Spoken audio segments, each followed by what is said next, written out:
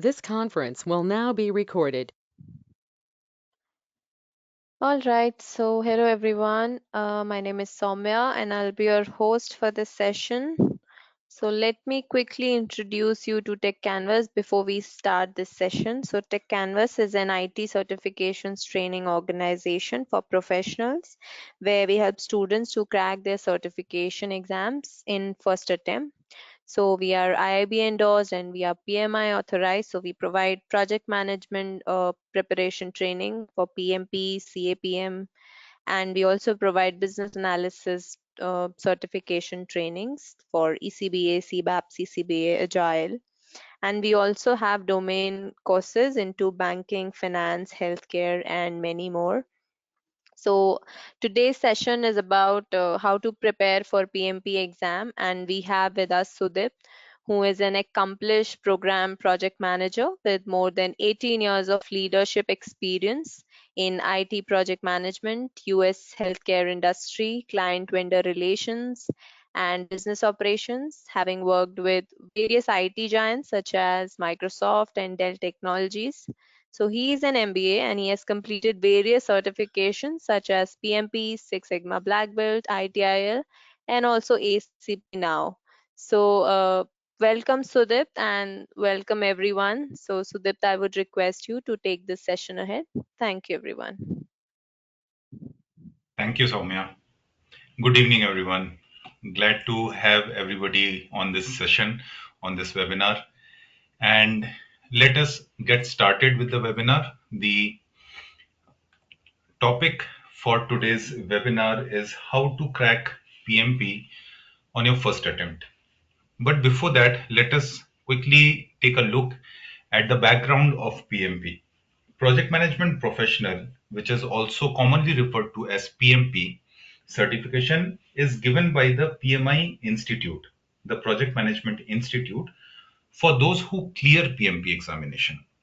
Since the project management industry is evolving rapidly, there is a need for good project managers in the field. So, the PMP examination is the criteria to prove that you are a seasoned project manager. Let us take a quick look at the blueprint changes that has happened over the course from 2020 to 2021. So 2nd of Jan 2021, the exam outline and the blueprint changed. So previously we had 5 domains which were initiating, planning, executing, monitoring and controlling, and closing. These 5 domains have been changed and have been consolidated to 3 domains now, which are people, process, and business environment. So previously, initiating phase or initiating domain had 13% of questions. Planning had around 4% of questions covered in the certification examination. Executing had 31%, monitoring and controlling had 25%, and closing had 7%. However, with the new changes, people comes with 42% of questions. Process comes with a whopping 50% of the total exam questions, and business environment covers 8% of the questions.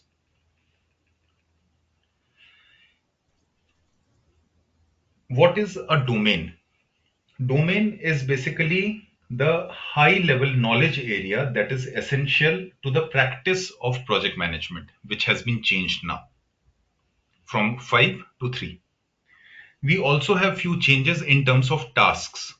Instead of 42 tasks, we now have 35 tasks. So what are tasks? Tasks are the underlying responsibilities of the project manager within each domain. So now the people domain has 14 tasks, the process domain has 17 tasks, and the business environment domain has 4 tasks. Apart from this, a new addition has been, inculcated into the examination outline or the blueprint, which are enablers. Enablers are illustrative examples of the work associated with the task. So keep in mind that enablers are not meant to be an exhaustive list, but rather they are offering few examples to help demonstrate what the task encompasses. All right. We will also be now seeing more situational questions across all the three domains. And these situational questions can be from predictive or agile or hybrid approaches.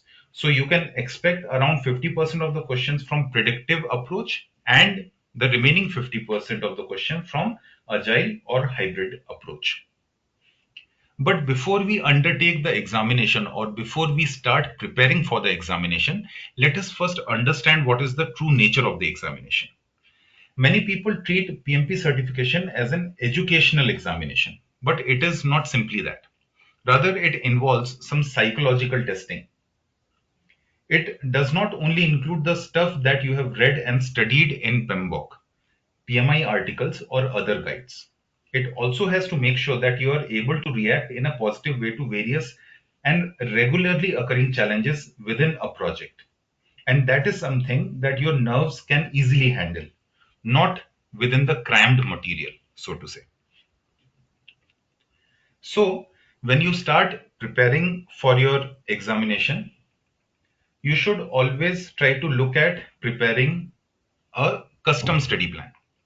The most important aspect of preparing and attempting any examination for that matter is to schedule your study hours for it to fit in into your daily routine. Okay, you might be an early riser or a night owl. You might also have to balance your family or work or university life alongside it. So the point is to create a custom study plan according to your own sleeping habits and routine so that you can manage other chores of the day. Then you should be able to refer and study. The PMBOK guide has all the necessary information for you. It contains an overview of PMP certification as well as its requirements and conditions. It also lets you know the type and number of questions. It also specifies the time allotted for the PMP examination and the processing criteria. There is detailed information regarding the course and topics that should be covered. The percentage, as I was mentioning previously, of the questions for each domain is also very well explained. So it is important for you to study and refer from PMBOK, but not solely depend on PMBOK. There are a lot of other good books and data available for preparation. So please keep that in mind. Next, you should be able to understand the process groups. Process groups are important to be understood as they are the backbone of any project. There are a total of 5 process groups, each with its own ITTO. Now, what is an ITTO? These are the inputs, tools and techniques, and outputs. Do not intend to cram or memorize these. It is very important for you to understand them.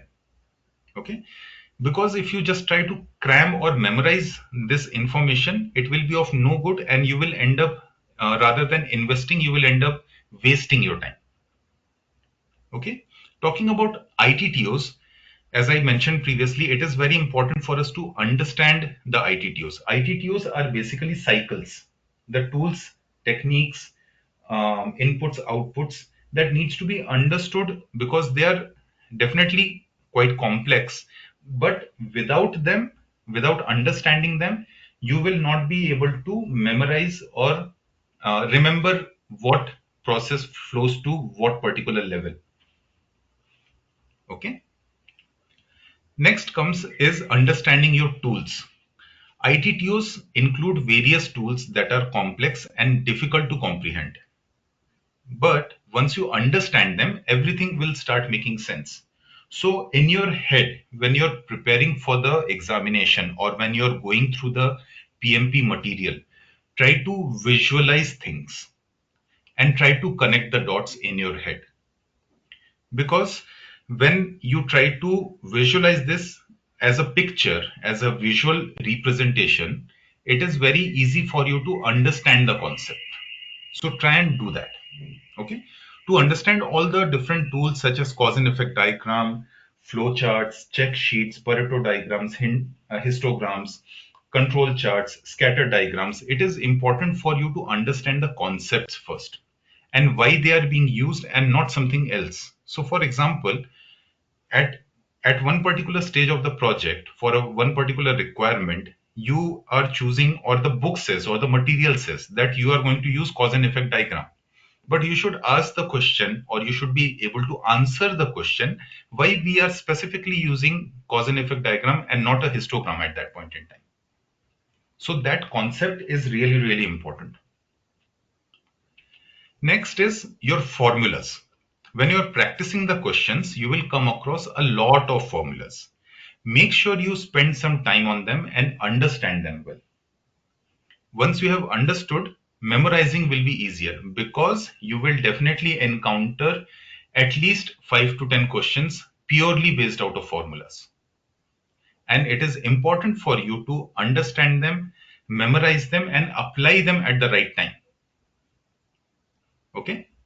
Then you should also be practicing a lot of questions to know how exactly you are going to fit those formulas and how those formulas work.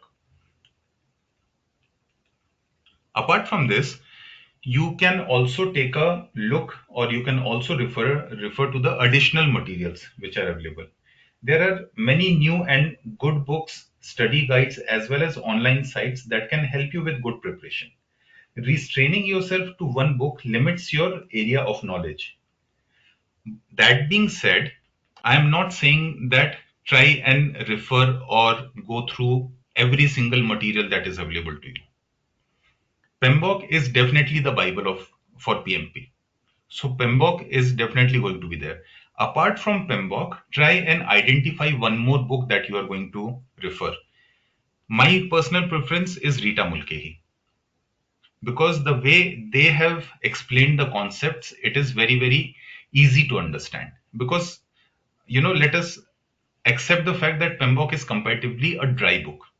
You will not find it very interesting to read through.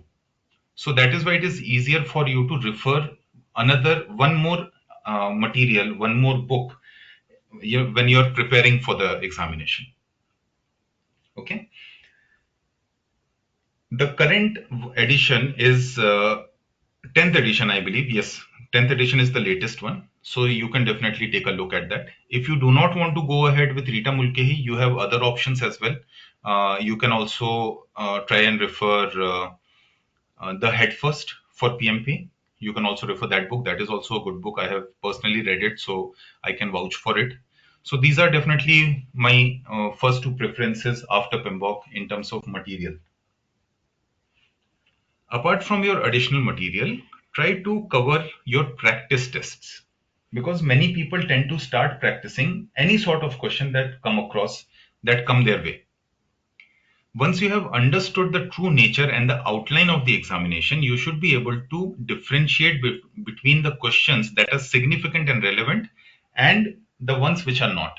So it is important for you to understand if a question is actually relevant enough to be covered in an examination or not.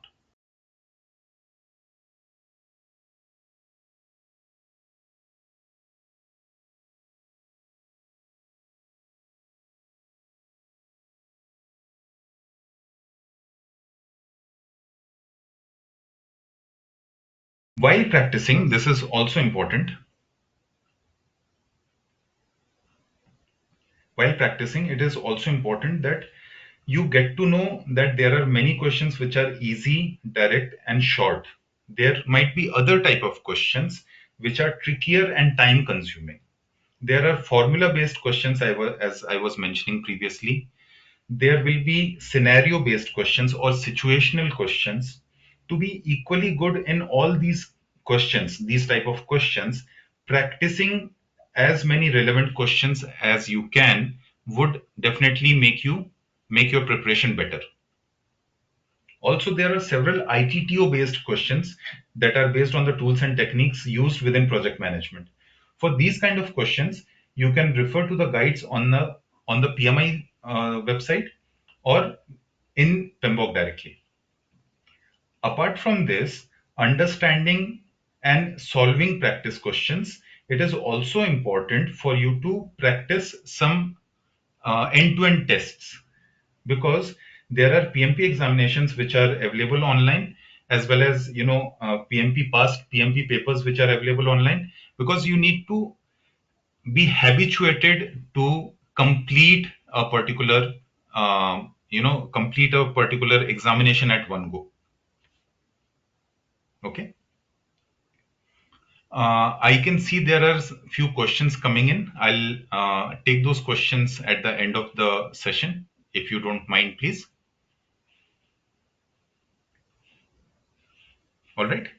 Now, talking about the PMI website. On PMI website, there are several articles and white papers added regularly. They address all the basic, and newest trends going on in the industry, as they include such kind of situations or scenarios in the examination. It is good to go through the site once a week and read the newly uploaded articles until the date of your examination. Personally, this tip was really helpful for me.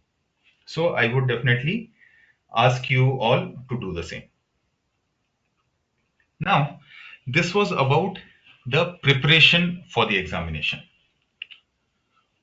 Let us look at the reasons for, because of which there are people who do not clear the examination on the first attempt or do not clear it at all. Okay. The first point is not being prepared enough for the examination before they take it up. So if enough effort and time is given, it is entirely possible for you to clear the PMP examination in the first attempt.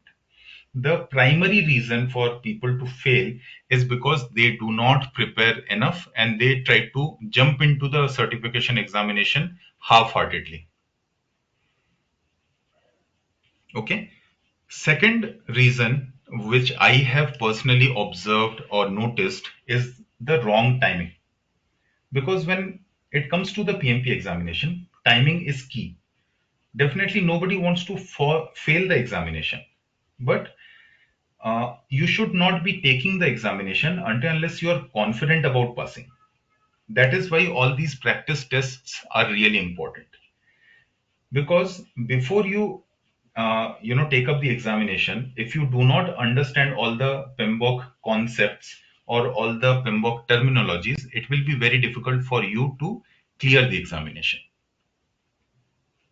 Okay.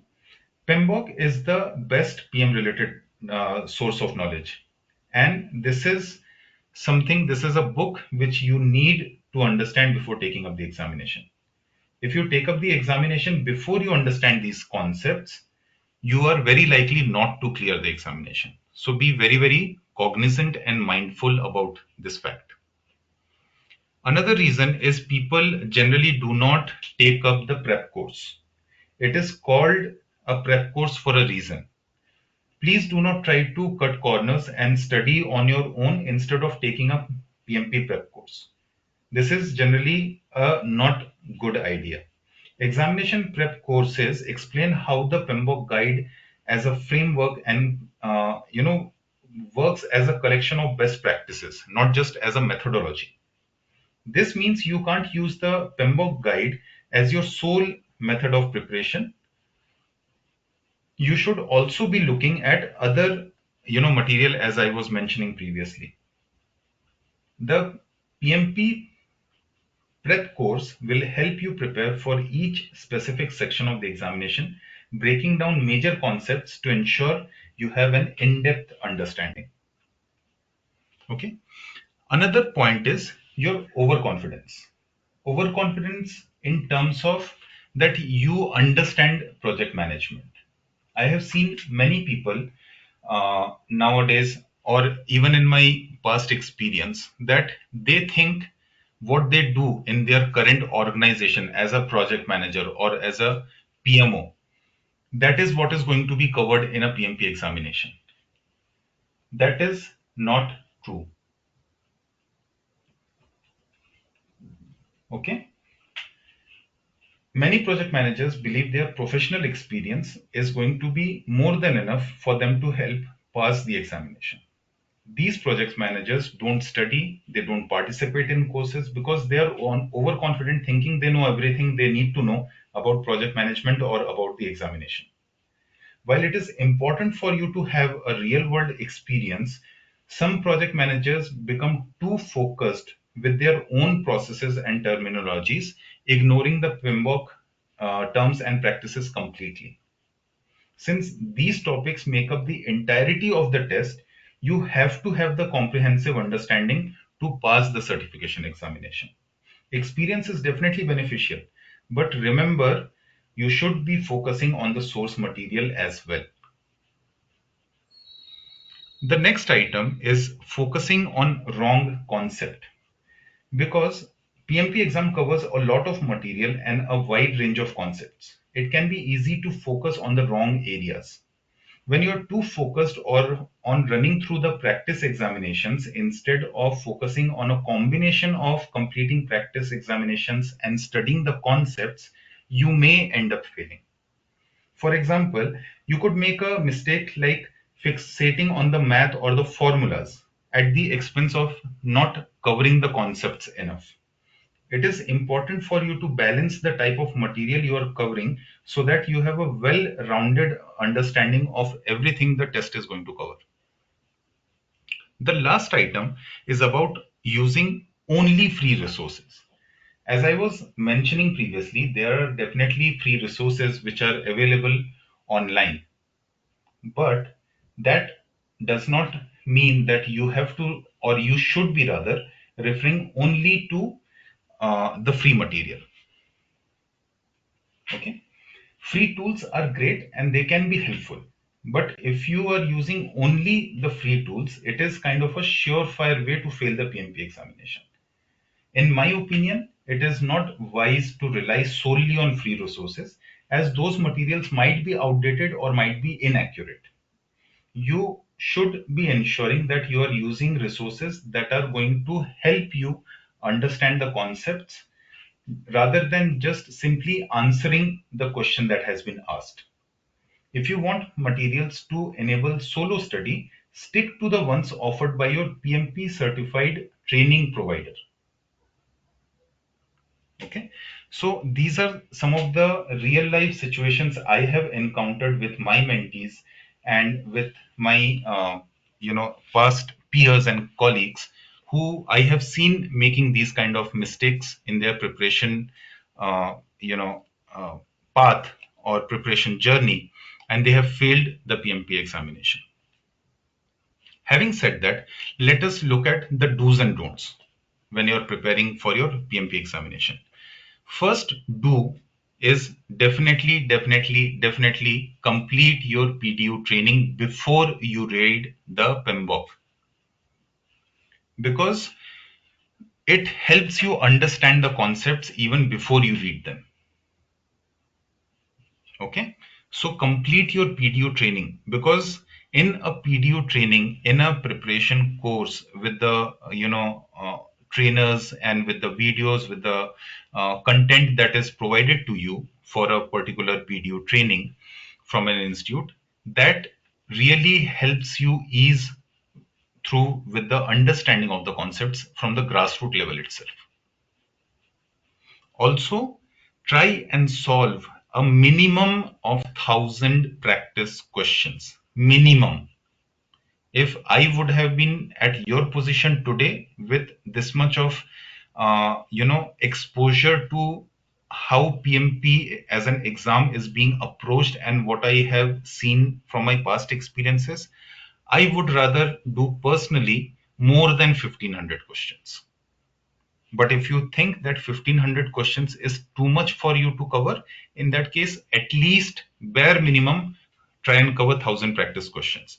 I have seen people in the past who say, I have done 500 questions, I have done 600 questions, I have done 700 questions, and then they wonder why they did not pass the examination. So please do not do that.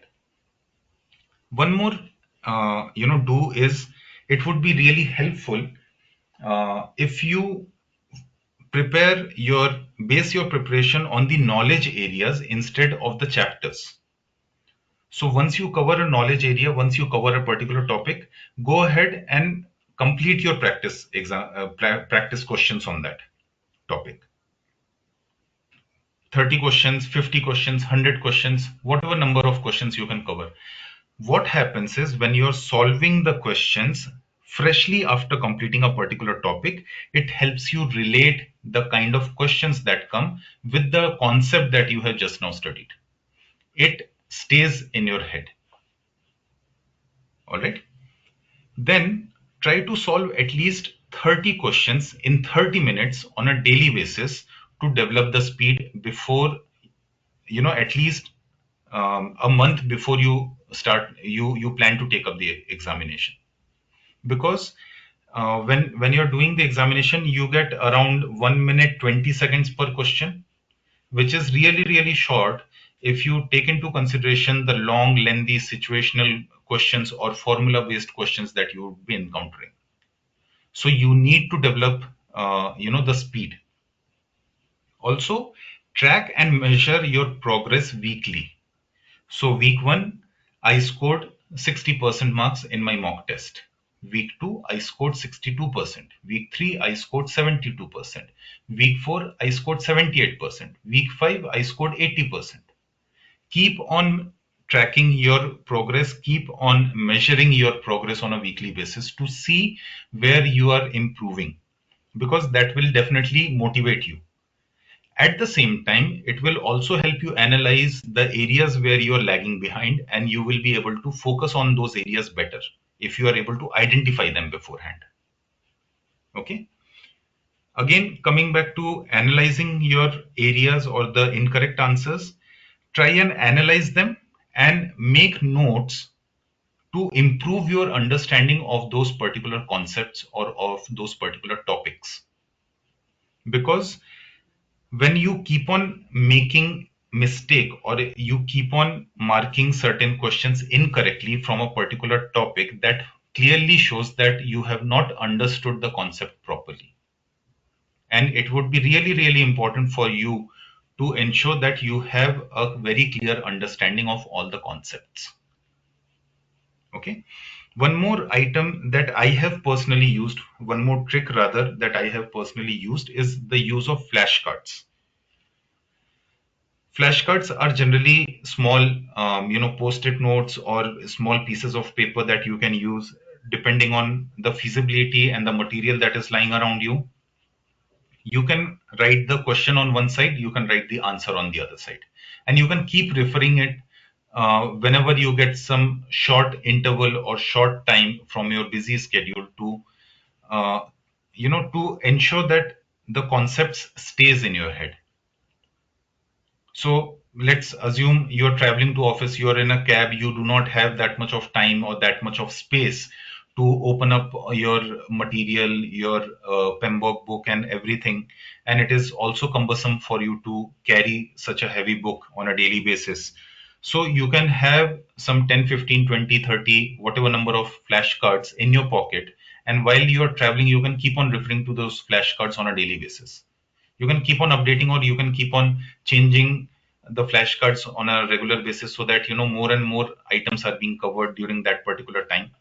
I remember there was a friend of mine who used to travel to office on bike, and he used to use and refer those particular flashcards on traffic signals, and I have seen him doing that. So if you're really interested and if you are really dedicated towards your preparation, flashcards is going to make a lot of difference. Now let us look at the don'ts. All right. First of all, don't answer questions based on your personal experience. I always tell my mentees, try and think of a project as a large project which is going to go on for at least 1.5 to 2 years in the total tenure, and it has at least 70 to 80 resources or people working within that project as a project team. Okay. So do not try to answer the questions based on your personal experience, but rather try to answer the question based on the concepts and topics that have been explained in PMI, in PMBOK, based on the terminology that they use, based on the jargons that they use. Okay. Another item is that do not memorize the ITTOs but understand them. As I mentioned previously, ITTOs take up a lot of time if you try to memorize them, if you try to mug them up. Rather than doing that, if you try to understand them, it will be faster, but at the same time, it will also stay with you. If you understand the concept, if you understand the flow, if you understand the reasoning behind using the ITTOs in certain situation, it will definitely help you retain that information better. Next item is, do not get demotivated if you are not making progress in mock tests. Because not everybody's retention ability or learning ability is same. Even if you have a study buddy, or if you are preparing along with a peer group in your office, in your organization, just because everybody else is making progress and you are not, does not mean that you will not be able to clear the examination. Maybe you will start making progress after a certain point of time, maybe after 3, 4, 5, 6, 10 mock tests. That is absolutely fine, and that is absolutely acceptable, and it happens with many people. Do not get demotivated thinking that, I'm not making progress, I'm not able to retain everything, because uh, everybody's abilities are different. You need to understand and identify what you're good with, what ways of learning, what ways of preparing for the examination, what ways of retaining the information that you have just now studied is working for you specifically. Okay. Again, do not depend solely on the free materials and or videos. There are definitely some very, very good YouTube channels. There are definitely some very good websites. There are some very good, articles which are available for free, content which is available for free. Feel free to refer to them if you're not able to understand a particular topic. Okay. It might be helpful. In certain cases, it definitely can be helpful, but that cannot be your sole source of information. You Because you need to make sure that the information you are referring to is up to date. Okay. Next is, don't be in a hurry to complete the certification. Focus on being prepared. Until and unless you have started scoring more than 85% of marks in your mock tests, do not plan to take up the examination. Okay. Also, as I mentioned previously, until unless minimum of 1,000 questions should be covered before you plan to take up your examination. If you can, if you want to take my word, please target for 1,500 questions. That really polishes you up. All right.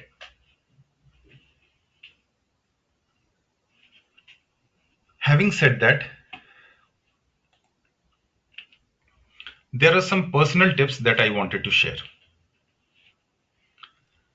When you are preparing for your PMP examination, try to read Pembroke and Rita Mulcahy, or whichever book you want to refer to. It is absolutely your choice. Whichever book you're referring apart from Pembroke, try to read it cover to cover at least 2 times each. Okay.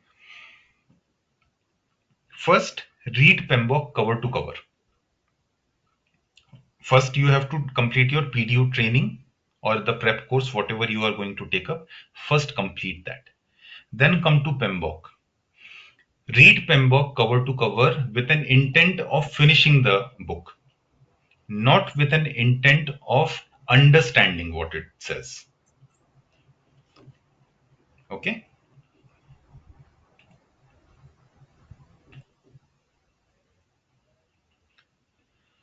Next, come to the other book that you are referring, whether it is Head First, whether it is Rita Mulcahy, and again read it cover to cover. But this particular time, when you are reading the other book cover to cover for the first time, you will invariably end up understanding some of the concepts. Not all of them, but the easier ones will start going in your head.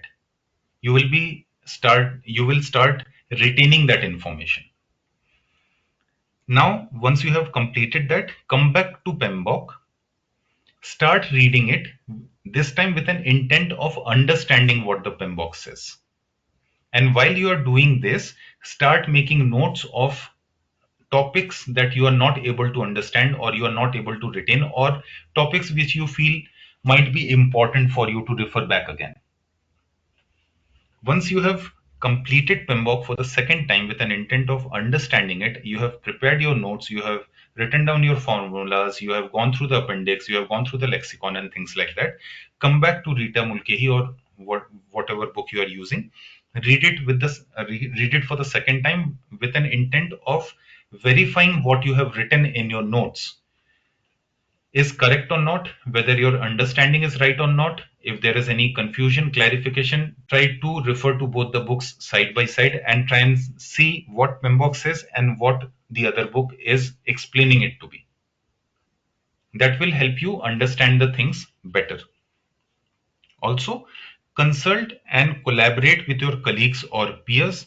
It would be even better if you can find a study buddy, because a study buddy is going to make you accountable for your own progress. We have, as social animals, we have this habit that we start thinking, what am I going to say if the other person asks me, what did I cover and where am I standing in my preparation now? So one day you will say, no, I did not get time to study. The second day you will say, no, I did not get time to study. Third day, you will feel bad about saying the same thing. Fourth day, you will start studying on your own. Just because you need to answer that person that you studied something. Okay. So finding a study buddy really helps. Next item is keep yourself updated with the latest information related to PMP from PMI website. Because as I was mentioning previously towards the starting of this webinar, there are a lot of information that keeps on getting updated. There are a lot of articles and white papers that keeps on getting published on PMI website. So it would be better for you if you keep on referring to those particular articles and white papers, because PMI might pick one particular article, create a situation out of it, and then present it in the examination. So by doing this, by referring to the articles and white papers on PMI website, it will help you prepare better for situational questions. Also, take up official courses from PMI through the registered education providers or through the authorized training providers, ATPs, because these training providers will always have the up-to-date information from PMI and their course content will always be aligned to the current module or the current blueprint of the PMI of the PMP examination. So you can be rest assured that you are not going to miss out any important aspect or any important concept that is going to be covered in the examination. Lastly, take up the examination early in the day because your body and mind are fresh. Even if you are a late riser, you sleep late, you wake up late, even in that case, try to take up the examination early in the day, because your biological clock is made in such a way that early mornings are always when your body and mind will naturally be fresh, will naturally be active, will be naturally in a better position for analyzing and understanding and reasoning. So try to take up the examination early in the day. All right. That being said, let me come back to the questions, couple of questions that have been posted already, and then I will open up for the live Q&A session. So the first question that has been asked is how many questions are there in PMP examination? So PMP examination originally, previously, before the outline was changed, it was 200 questions, out of which 180 questions were marked and 20 questions were not marked. Okay, so 20 questions which were not marked, you would not know which 20 questions those are. Those 20 questions were part of a database which PMI keeps on modifying and developing to be used in future examinations. But now, since January 2nd, 2021, those 20 unmarked questions have been removed and a total of 180 questions are left. The total duration of the examination is 230 minutes, which is 10 minutes less than 4 hours. And in between, you do get a 10-minute break. It is optional. If you want to take, you can definitely take up that particular break. But be mindful that if you choose to take the break, or even if you do not choose to take the break, you cannot come back and refer or review the questions that you have taken before reaching that point. As far as I remember, there total of 90. After the first 90 questions, you get that break window. So even if you have marked or flagged certain questions out of the first 90 questions for reviewing it later, you cannot go back to those questions once that break window comes in. So be cognizant and mindful about that particular aspect. Okay, another question is, what is the passing marks for PMP? PMI does not specify the passing marks for PMP. For that matter, PMI does not even specify how much marks you have got after you have passed or failed the examination. But it is a general idea that if you score more than 85% in your mock tests, you will be able to pass the PMP examination comfortably. All right. The next question is how to practice mock questions. I mean the source of practice questions. Okay. Mock questions are available online in some of the websites free of cost. Not necessarily up to date, but at least they will give you some help. They will provide some help. Apart from that, I would say take up the mock tests from your education provider, from who you are going to complete your PDU training, because their practice questions will be completely up to date. Right now, we are also seeing hotspot questions coming up in PMP examination, wherein it is like drag and drop. Um, a particular question is asked and then a particular field is given, a square box or a rectangle or something like that, and then there are 4 or 5 or 8 options there. Out of that, maybe 3 are correct option. You have to drag and drop those into the rectangle. These kind of questions are coming up which may not be available on the free websites. So check back with your education provider, check back with your training institute. They should be able to give you the practice questions. Apart from that, if you are buying Rita Mulkehi, you know, um, from Amazon, it is available on Amazon as well, or from your local bookstore. That also comes with a CD which has mock tests and practice tests. Okay. What is the methodology covered in PMP?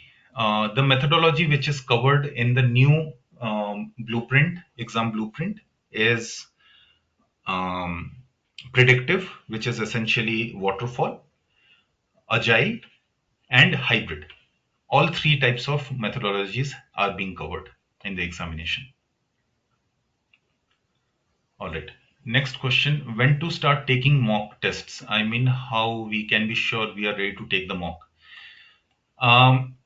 It is your own consideration, I would say, but do not start taking the mock tests before you have completed the material at least twice, as I mentioned previously. Try and complete your PDU training. Try and complete your study materials, PMBOK, and any other book which you are referring to. Try and understand the concepts. When you feel you are ready to take up mock test, uh, you can start doing that. Having said that, please understand mock tests and practice questions are different. I mentioned in one of the points when I was covering previously that whenever you complete a topic, try to take 30, 40, 50 questions on that particular topic specifically as soon as you complete that topic, because you will be able to retain that information better. You will be able to understand and I'm not getting the word. Decipher the question in a better way. Okay, so that is what is about practice tests or practice questions. Mock tests are generally an end-to-end, 4-hour long mock test. So mock test will not only help you understand or check your preparedness, it will also help you build up that speed as well as uh, habituate you to sit on one place and take up an examination for 4 hours end to end without anything, without any external, uh, sources of disturbance, or without having any food, or without being able to use the bathroom. You should be habituated to that. So that is what mock tests will help you with. Okay, coming to the next question. Okay, certificate validity period is 3 years. After expiry, you have to give the examination again. It is your choice, Ravi. If you want to give the examination, you are absolutely free to do that.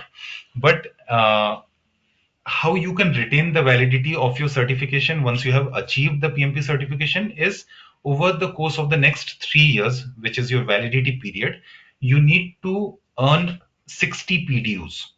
And after you have earned 60 PDUs, you have to submit those 60 PDUs to the PMI website under your name, under your profiles dashboard. Once you complete submitting those 60 PDUs, you will start getting an option of paying a renewal fees, which is, I think, $125 or something like that. It is a very nominal fee. And most of the times, the organization that you're working in generally covers those renewal fees. So if you can do that, you need not take up the examination again ever. I have known people who have been my mentors in the past, who have done PMP back, 15 years back, 20 years back. For the last 15, 20 years, they have never given the examination. Every 3 years, they were able to claim those, or rather submit those 60 PDUs, pay the renewal fee, and extend the validity. Okay, next question. How many participants pass or certified under Techcanvass PMP class? I am not very sure of that because I am not a trainer for Techcanvass for PMP. So you can feel free to check with the course coordinators. I'm sure they will give you a very true picture and the clear statistics. We have to study both PMBOK 6 and PMBOK 7? No, because right now it is still with PMBOK 6. PMBOK 7 has been released, but the exam is still based on PMBOK 6. No, I will not be the trainer for the PMP classes. What is the major differences between Scrum Master and PMP? Okay, to tell you in a word, lots. A scrum master is completely different from a project manager. The question should have been, what is the difference between a scrum master and a project manager? A project manager's roles and responsibilities, jurisdiction, authorities are completely different compared to a scrum master. If I want to give you, an answer in a few sentences, if you want me to go in depth, that is going to take at least a couple of hours for me to explain it to you. It is a completely different approach. Will Scrum be covered in the PMP class? Scrum, understand this thing, that Scrum is part of Agile. Scrum is an approach, Agile is a methodology. And Scrum is not the only approach which comes under Agile. So PMBOK covers predictive as well as Agile. And under Agile, not only Scrum, but Kanban, Lean, Rolling Wave, these all come in. So yes, they all are covered.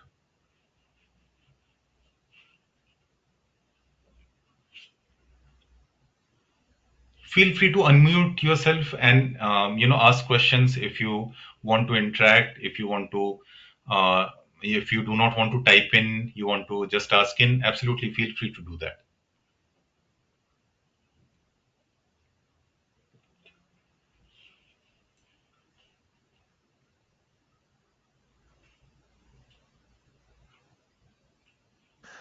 Hi, this is Ganesh here.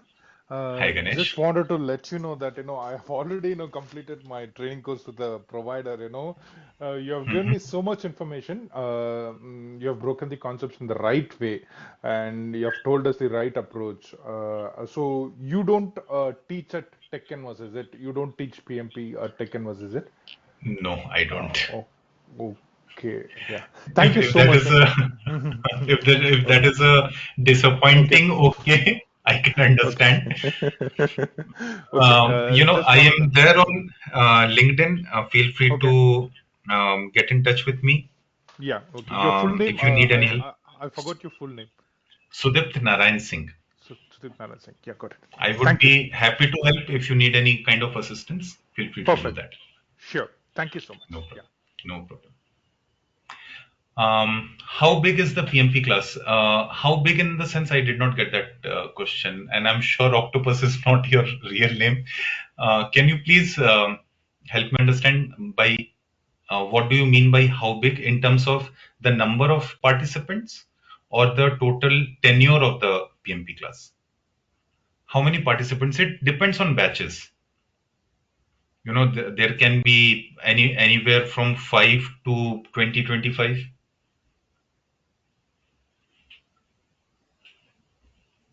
These classes are generally conducted not just by Techcanvass, but from other providers also. These are generally conducted in batches.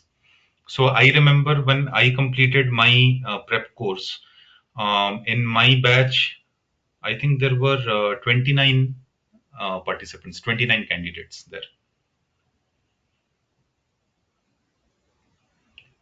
In batches that I have taken in the past, personally for my organization or for other training institutes, I have seen the upper limit to be around 25, to be frank. Sagar, that you have to ask the Tech Canvas coordinator. I'm really not sure of that. I'm sorry. I am not aware of the fee structure.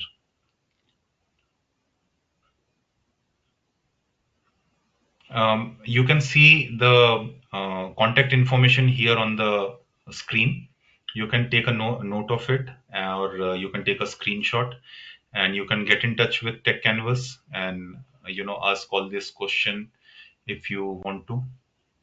Is there a specific course curriculum that you use in PMP class at Tech Canvas? Yes, Madhulika.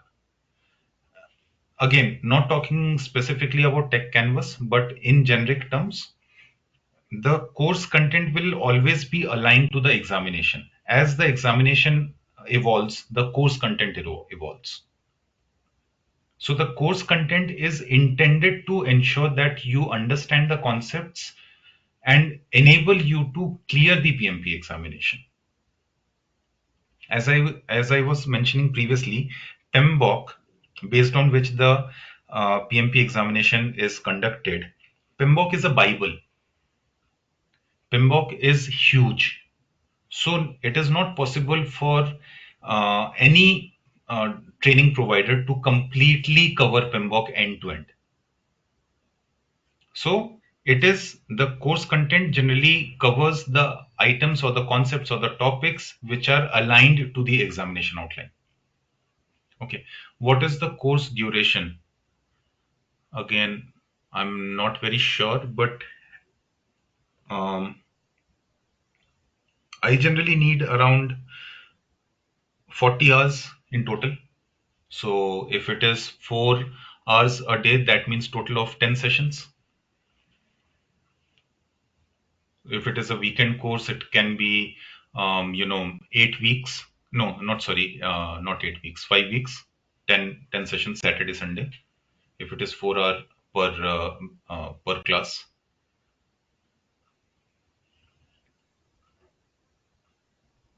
If it is on weekdays, 5 days a week, then just 2 weeks.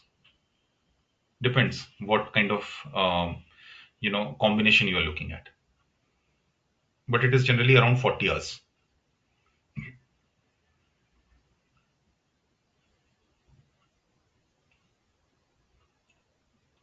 All right, we just have 5 more minutes left. Feel free to ask your questions, guys. I'm here to help. My intent of doing this webinar, or talking to all of you or sharing my knowledge or my expertise or my experience is to enable you all to be able to clear this examination, to take that leap of faith. Because I remember my days when I was stuck in my career. I was looking for help, I was looking for assistance, and then somewhere I saw that ray of hope, ray of light. Somebody came and helped me, and I till date, even after 10, 12, I exactly don't remember how many years it has been, I have never forgotten that help. I never knew that person. I somehow connected with that person, through social media or through common friend circle or something like that. And that person helped me a lot. And I try to return that favor, not to him, but to all of you who get in touch with me, trying to get some help, trying to get some understanding. That is the only reason why, we conducted this webinar, why I'm talking to you guys, why I'm presenting all this information to you. Feel free to ask.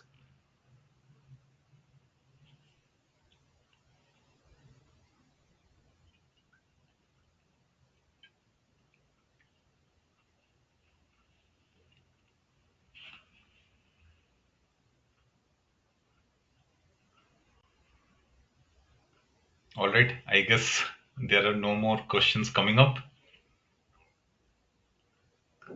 Absolutely not.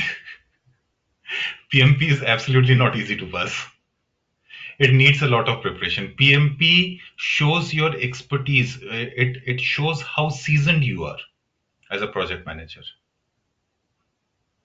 So when we talk about seasoned, it can be from construction, it can be manufacturing, it can be logistics, it can be IT, it can be anything and everything that can encompass a project. And expect questions to be like that. And the situational questions really throw you off. I remember one of the questions that I encountered. The question was, and this is really important, this is something that I should be telling you. Try and understand the core idea of the question before you start answering it. Whether it is in the mock test, whether it is in the practice test, whether it is in the actual examination. Try and understand what the question is asking for. Okay?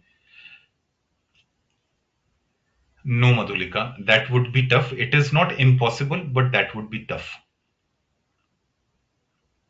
So coming back to what I was mentioning about the questions, the question starts that, you are a project manager, and then there was some issue with the vendor who was going to supply you the raw materials, and the delivery of those raw materials is going to be delayed, and then this is that your stakeholders are saying this, and you are in that particular situation, and this is what the contract is. What are you going to do?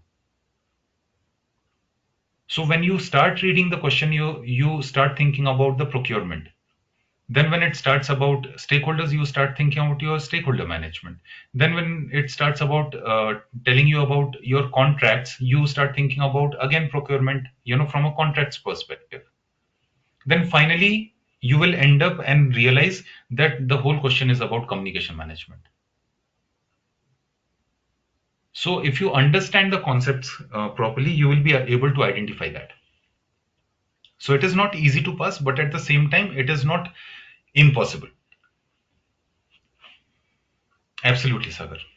For me, I can personally vouch, my professional journey has taken a huge leap after I completed my PMP.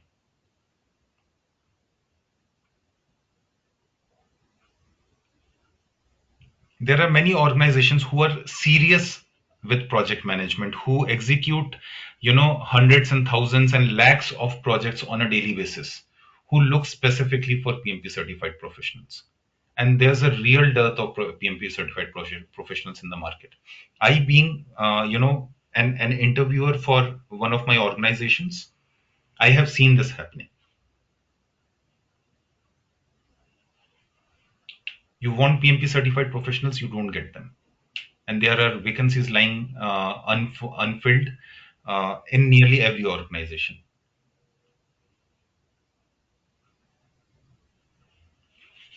All right. That being said, we are at the top of the hour. Thank you everyone for joining this webinar. Uh, Feel free to get in touch with Techcanvass if you have any questions related to the course material and the structures or other details. No problem. More than happy to help you all, Kishan. Thank you. You have a great rest of the day and a great weekend ahead.